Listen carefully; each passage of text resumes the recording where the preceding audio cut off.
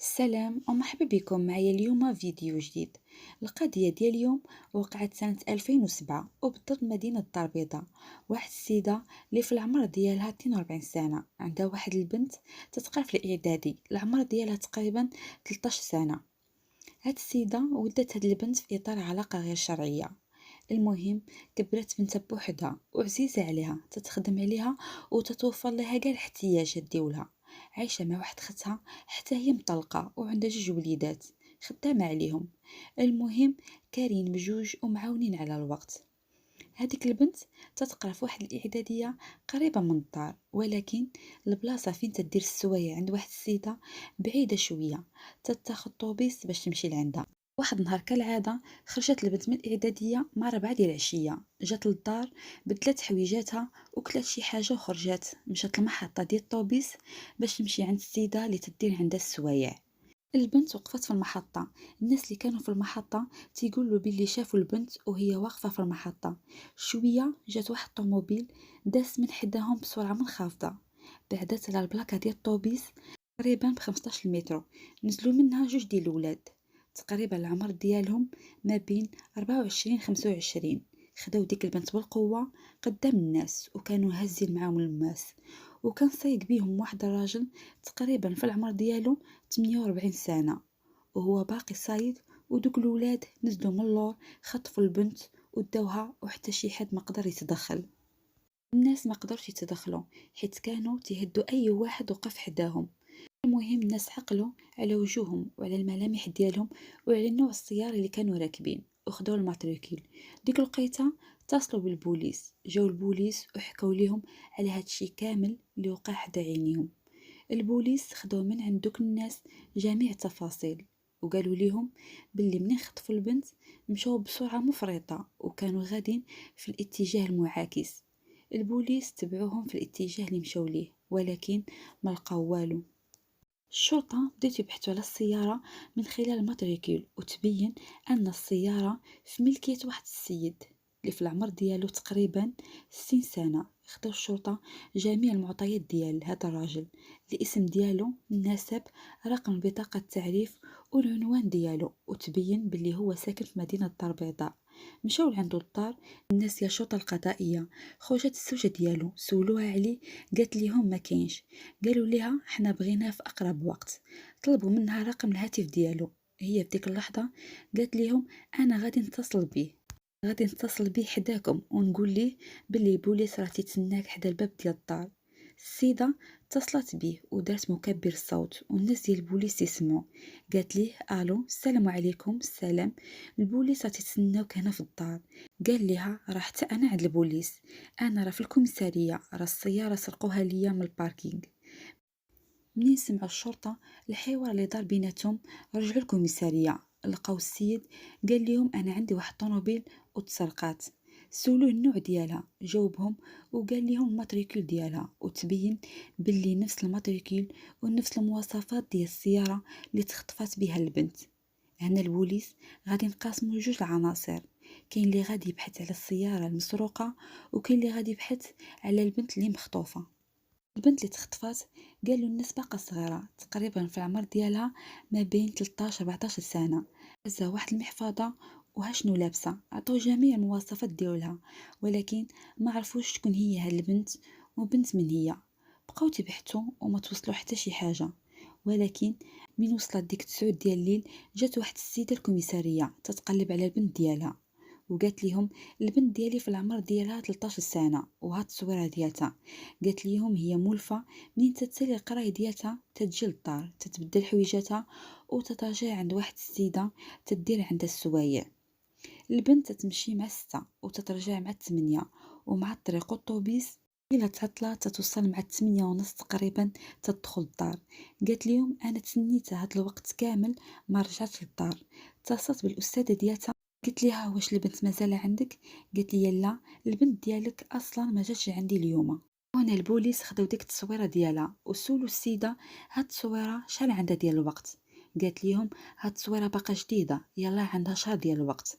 سولوها شنو كانت لابسه؟ قالت ليهم هازه محفظه وها شنو كانت لابسه وما تديش الفولار. قالوا ليها راه مع ديك السلاروب توصلنا باخباريه شي بنت خطفات من البلاكه ديال الطوبيس، واش تقدر تكون بنتك ولا لا؟ الله اللي عالم. قالت لهم السيده راني بحثت عليها عند العائله، انا راه ما جيت لعندكم هنا حتى سولت الجيران وسولت صحاباتها، وصحاباتها اللي تمشيو معها عند ديك الاستاذه قالوا لي راه ما مشاتش معانا. بالإجراءات اللي تيديروا البوليس تيسولوا المستشفيات لا تكون وقعت لها شي حادثة ولا شي حاجة، ولكن البنت ما لقاوش ليها الآثار. فين مشات هاد البنت؟ واش هي البنت اللي تخطفات؟ البوليس بداو تيبحثوا على البنت على اساس هي البنت اللي تخطفات. سولوا الام ديالها واش تتشكي في شي حد؟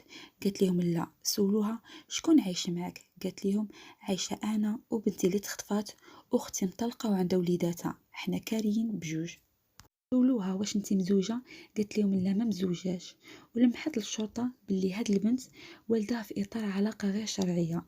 العناصر الشرطة اللي مكلفة بالسيارة اللي تشفرات بحثوا مع داك السيد، قال لهم انا ما تنشك في حتى شي حد، انا الطوموبيله ديالتي كنت نقضي واحد الغرض في واحد المصلحه، خرجت لقيت الطوموبيله ديالي تسرقات. سويت العساس ديال الباركينغ قال لي انا ما شفتش السياره ديالك، ولكن ملي مشاو معاه الشرطة داك العساس قال ليهم واحد طوموبيل من النوع واللون، ولكن مبقاش عاقل على الماتريكيل ديالها. قال ليهم انا كنت مشغول مع شي ناس وهي كانت بعيدة عليا بواحد المسافة 50 متر. قال ليهم دمرت بواحد الصوت مزعج وبواحد السرعة مفرطة ومشات في هذا الاتجاه. انا قلت هذا واقيلا غير شي حد سلت ما عندوش فلوس باش يخلص هاد الشي علاش، ولكن ما شفتش شكون فيها ولا شكون سرقها. السنة اللي وقعت فيها هاد الجريمة ما كانوش الكاميرات، كانوا تداروا غير في المؤسسات والمصالح ديال الأبناك، كانوا قلال وكان الثمن ديالهم غالي بزاف. ما كانوش الكاميرات في داك الباركينغ، ولكن على الأقل تبين باللي الناس اللي سرقوا الطوموبيل هما الناس اللي اختطفوا البنت. السيدة أم البنت تقول باللي ما تتشك في شي حد وميمكنش ليها تتهم شي حد باللي سرق لها بنتها. واخا البوليس قالوا لها باللي اللي خطفوا بنتك كانوا جوج دراري ومعاهم واحد الراجل اللي في العمر ديالو تقريبا 48 سنة، ما عرفاتوش وما قدراش تتهم شي حد. السؤال اللي كان محير في هذه القضية، الناس اللي سرقوا السيارة واش سرقوها غير على قبل باش يخطفوا ديك البنت، ولا هما سرقوا السيارة وفي الطريق ديالهم بانت لهم ديك البنت وقالوا نخطفوها؟ الناس اللي كانوا في المحطة قالوا باللي دازوا من حداهم غير بشوية، زادوا المسافة ديال 15 متر ووقفوا وخرجوا دوك جوج ديال الدراري وجاو عند ديك البنت وبداو تيجروا فيها. المهم بوليس بقاو تيبحثوا والسيدة تتبحث من جهتها، العائلة والجيران تيبحثوا معها وما توصلوا حتى شي معلومة. في ديك الليلة مع 11 وربع السيدة أم البنت اللي اختطفوها جات عند البوليس للمرة الثانية، ولكن هاد المرة قالت ليهم راه اتصل بيا واحد الرقم، دوا معايا واحد الشاب من خلال الصوت ديالو تيبان باقي صغير، تكون في العمر ديالو 24 سنة. قال لي شوف يا فلانة وسماني بالاسم ديالي بحال تعرفني. قال لي واش بغيتي تشوفي البنت ديالك؟ قلت لي بغيت بنتي.